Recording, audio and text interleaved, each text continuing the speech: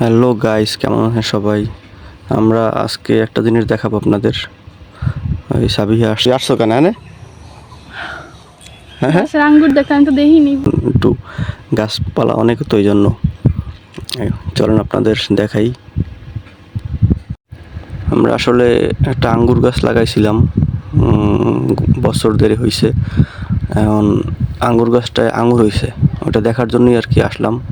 দেখি আঙ্গুর কেমন হয়েছে, কয়টা থোক বের হয়েছে একটু দেখি। ওই যে দেখা যাচ্ছে একটা থোক বড়ই, মাশাল্লাহ ভালোই থোক হইছে। ওই যে ওইটার পাশে আর একটা থোক আছে, দুইটা থোক।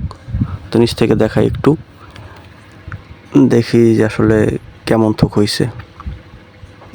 এই যে চলে আসছি নিচের থোকটার কাছে। ওই যে দুইটা থোক বের হইছে, মোটামুটি ভালোই থোকগুলো। একটু ক্লিয়ার করে যদি দেখাই তাইলে এই যে কত সুন্দর দেখাইতেছে।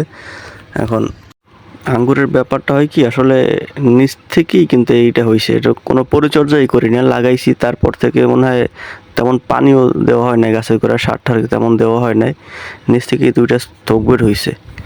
দেখে তো অনেক খুশি হয়ে গেলাম যে নিজে নিজে কীভাবে এটা হইলো। এই যে এই ডালটা, একটা ডালই আর কি হয়েছে, আরগুলো নিচে সব। এই